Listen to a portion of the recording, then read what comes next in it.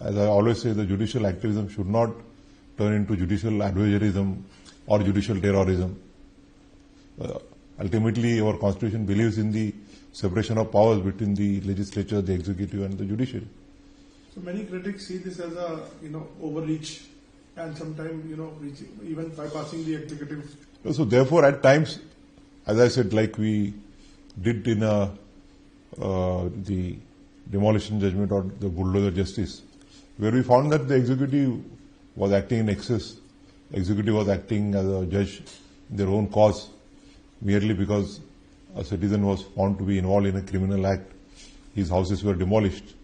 And we found that this would amount to not only violating his rights, but the rights of inmates of the house, his brothers, sisters, mother, father, children.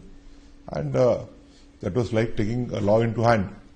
And we also held that the right to shelter is a fundamental right, and therefore laid down guidelines. So that is a case wherein I would, it's not proper for me to justify my judgment, but I think that would be a case where a judicial activism should be promoted, but not beyond a particular limit. Sir, bulldozers are still bulldozing at many places.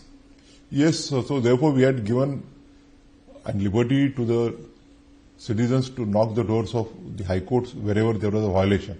And we had also expected that wherever such a grievance is brought to the notice of the court, we had laid down stringent measures that the person who is indulging in violation of the orders of the court would be guilty for the contempt of court.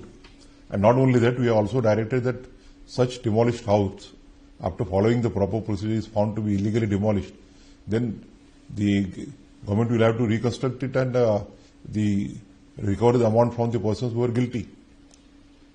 Sir, did you face any pressure from the executive ever or politics politicians? No. Genuinely no. I answered that question on Saturday when I was meeting the journalists also.